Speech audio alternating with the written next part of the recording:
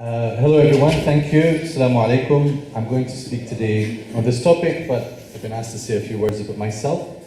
So I am Scottish, born and raised. I studied there and also at Al-Azhar University in the Faculty of Tafsir. And I did my PhD at SOAS, University of London, researching the topic of Tafsir of the Quran through the Quran. And that is also the subject of my first monograph, which is forthcoming with Edinburgh University Press. I've worked on some translations of tafsirs and so far have published a one volume from the great exegesis of Imam al-Razi.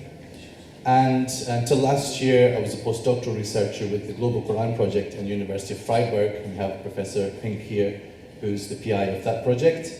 And this research and the paper that was published, Open Access, is a result of that project. I have founded a small centre in Glasgow in order to do my work. It is called the Ibn Ashur Centre for Quranic Studies. And I also work with two important US-based organizations promoting Quranic studies for mass audiences. The first of these is Quran Foundation, which I'll be talking about in the presentation later on today. And the other one is Bayina Foundation, where I'm academic director. So let's get into it. This topic about Ibn Taymiyya's alternative history of the qiṣāṣ verse 178 of Surah Al-Baqarah. And in reality, it's not only Ibn Taymiyya's view. As we're going to see, it is a view that has a history, but quite a buried history to a certain extent. Even to the extent that people are not commonly aware that this is Ibn Taymiyya's interpretation of this verse. And because this is part of the Linked Open Tafsir project, this conference is related to this Linked Open Tafsir, which is around the Tafsir of Al-Tabari. I'm going to give a bit of extra focus here on how this opinion shows up in the Tafsir of Al-Tabari. So this is the ayah itself. Ya ayyuhalladhina amanu kutiba alaykum al-qiṣāṣu fil qatla. There's discussion on lots of different aspects and words and phrases in this verse where there's divergence of opinion. But I'm going to show you how large the divergence is once we factor in this view of Ibn Taymiyyah. Especially around this second phrase, al-hurru bil-hurri, wal-abdu bil-abdi, wal-untha bil-untha. I'll show a translation in the next slide. So, a typical translation of this verse would look something like this. This is by Mufti Taqi Usmani, but it's not unusual in any sense. O you who believe, qiṣāṣ, and he retains the word as it is, has been prescribed for you in the case of murdered people. The freeman, and then some kind of bracket is needed. The freeman for the freeman. So the freeman will be killed for the freeman, the slave for the slave, and the female for the female. And then فَمَنْ عُفِيَ لَهُ is translated along these lines. However, if one is somewhat forgiven by his brother, the recourse of the latter is to pursue the former, and this is then understood that this part of the verse is talking about the blood money, or the blood wits, with fairness, and the obligation of the former is to pay it to the latter in a nice way. Nice is not usually used in the translation, but that's Mufti Taqi's translation. So there are some complications with regards to this opinion, or what the exegetes themselves would describe as ishkal. There is some ishkal related to the interpretation of this ayah. First of all, al-hurru bil-hurri. We're going to focus on this phrase. This whole phrase, al-hurru bil-hurri, wal-abdu bil-abdi, wal-untha bil-untha. It is generally assumed that the ba here is like the ba, the same particle that we have in verses like al-aynu bil-ayn. So an eye for an eye. In other words, it is denoting exchange, or it's denoting cause and retribution. That is to say, an eye because of an eye. He will be killed because of being the killer of the hurr. So one freeman is killed because he is the killer of the other freeman, etc. Now, Shawliullah actually later on has a different way of taking this ba, and it's much neater. And he says it avoids some of the other complications and ishkal, but it still follows the general point of view about this verse. But he takes the ba, as the way I understand his remarks, to be for equivalence. That is to say, one freeman is equivalent to another freeman. That is to say, they are of one category. No one is better than another because of belonging to a particular tribe, for example. So we'll see this context in a moment. The problem that arises is that this seems to imply exclusivity of these pairs. But then what happens if a man kills a woman? What happens if a woman kills a man? A free person kills an enslaved person. An enslaved person kills a free person. What is to be understood from this verse concerning these scenarios and categories that haven't been spelled out? So the legal schools took different views about this. Some of them much more egalitarian or entirely egalitarian. That is, whoever the killer is, they would be killed in retaliation for that murder. But then others restricted that in certain ways because of how they understood how the verse is to be applied. But none of them is of the view that this exact limitation to these categories is to be observed. They all went more egalitarian than what the verse entails. So the way I put this is that there is a disconnect between what they understand that the verse, and I say this very cautiously, should mean and what it actually appears to say. In other words, what they took it to mean and how to explain how the words are giving that meaning. This is the ishkal which I'm suggesting exists. So I won't go into full detail about the abrogation issue, but one of the solutions that has been posited, and because this is a historical conference, I brought this to the fore, is that perhaps there was an initial application of the verse with these specific scenarios, and then that was abrogated by either the verse from Al-Ma'idah, which refers to Al-Ayn bil-Ayn and so on, or this verse in Surah Al-Isra. But, and I'm drawing here from Dr. Mustafa Zaid in his 2-volume book on Al-Nasr, there are problems with this chronologically, because Al-Ma'idah is talking about a ruling in the Torah. How is it supposed to abrogate this ruling here? And Isra is an earlier revelation. So how are these going to abrogate the verse of Al-Baqarah? There are some, also in his terms of historical problems, Mustafa Zaid points out that there are some narrations that the Prophet enacted equality in retaliation between man and woman. So in other words, there are some narrations which go against this zahir of the verse, or this apparent implication of the verse, let's say. But we don't have narrations that support the literal application, which was then supposedly abrogated. And there's another problem he mentions, but just for time, I'll pass over it. So here's the crucial issue of context. The exegetes then supplied a context to explain why the verse is worded like it is. So here I'm selecting Ibn Kathir. I'm choosing him as a typical example of someone who presents the context, but also specifically because he is Ibn Taymiyya's student. So it's very interesting that he does not mention Ibn Taymiyya's view, he does not touch it at all, but he presents these narrations. One of them is telling us that it was to do with Jewish tribes who would apply double standards. The stronger tribe would demand higher levels of retaliation if one of their people was killed. Or it was about two Arab tribes and the same thing would happen. So after becoming Muslim, these two Arab tribes set up a retaliation process, but the stronger tribes swore that they would accept no less than a free man from the other to be killed for each of their slaves, and for a man of the other side in retaliation for a woman, regardless of who was actually guilty of the murder.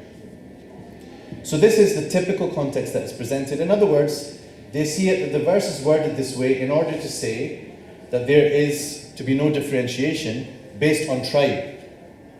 There are differentiation based on the status, the hur, the abd, the untha, therefore dhakar and untha.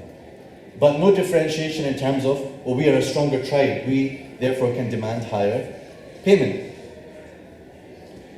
So here comes Ibn Taymiyya's reading. So I think people know who Ibn Taymiyya is, I won't have to get into it.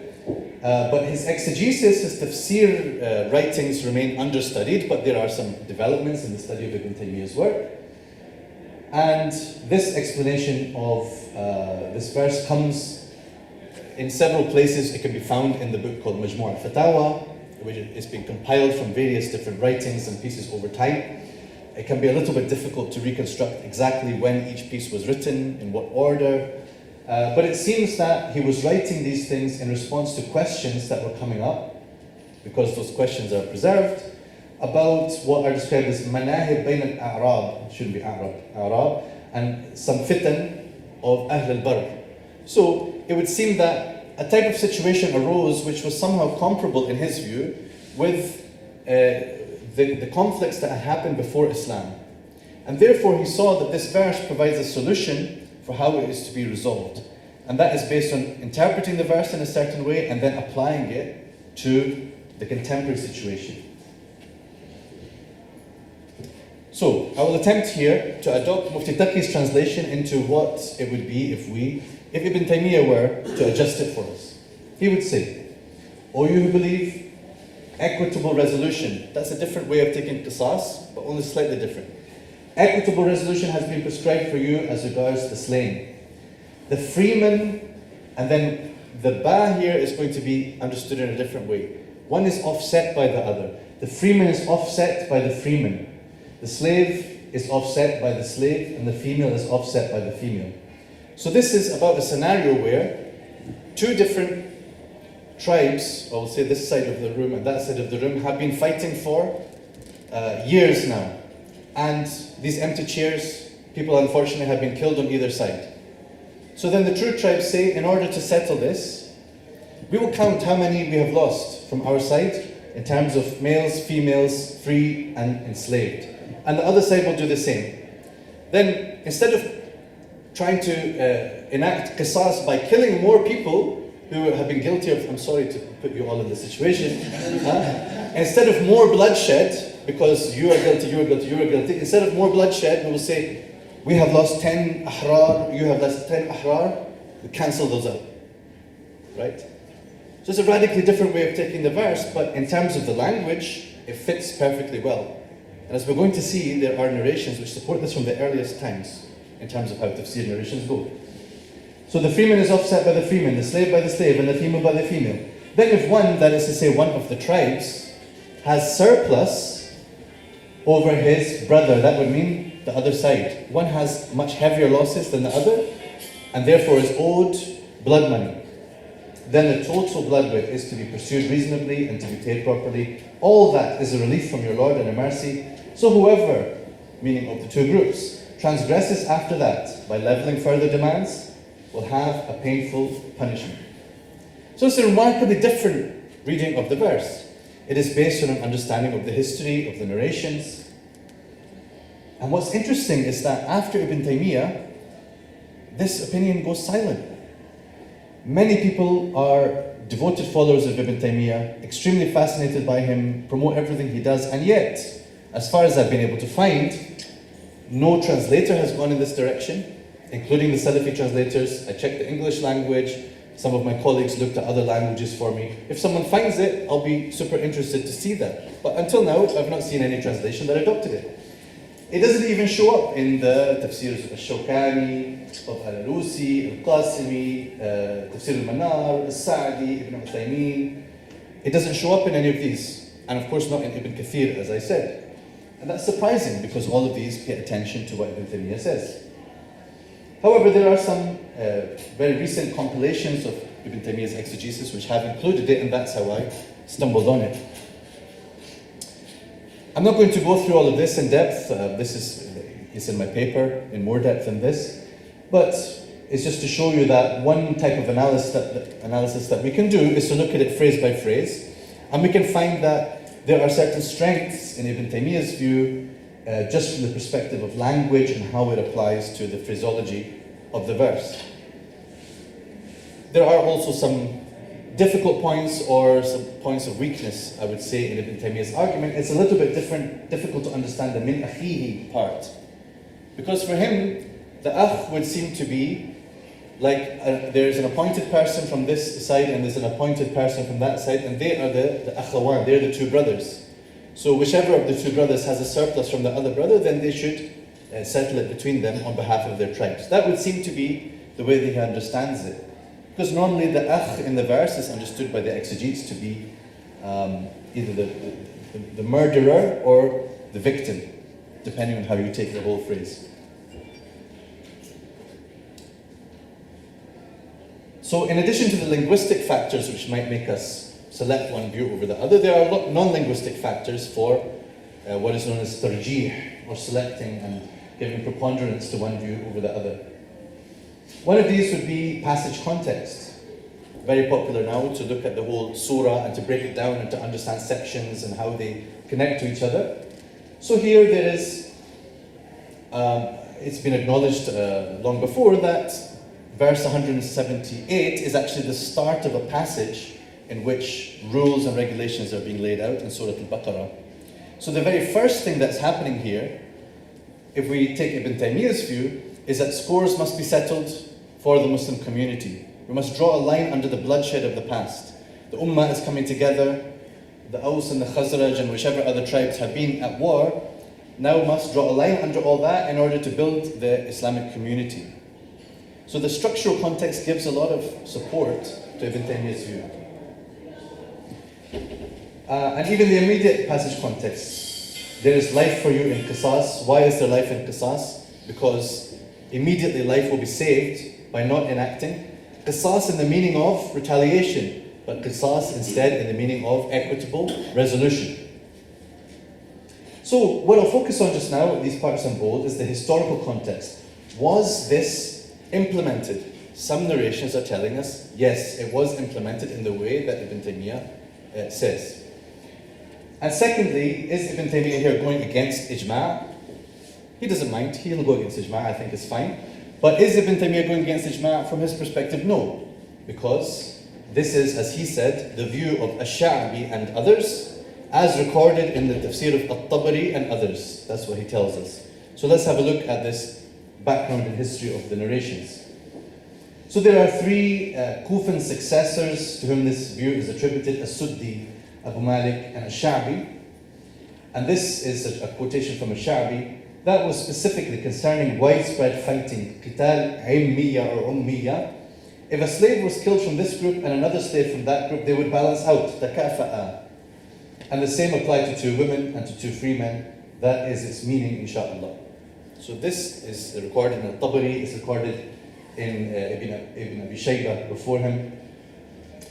And then I tried to trace this using a Jami' Tarihi, the Moroccan project, in the tafsirs, and I found that it shows up in Al-Tha'labi, it shows up in Makki, it shows up in Mawardi, and it also shows up in some of the Ahkam works, Jassas and others, and then in the tafsir of Al-Qurtubi, and then Ibn Taymiyyah, and then silence.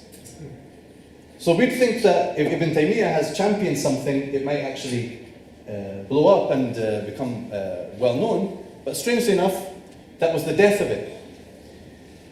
And even in these other works where it's mentioned, it's not given much prominence, much attention, much consideration, but at least the narrations show up.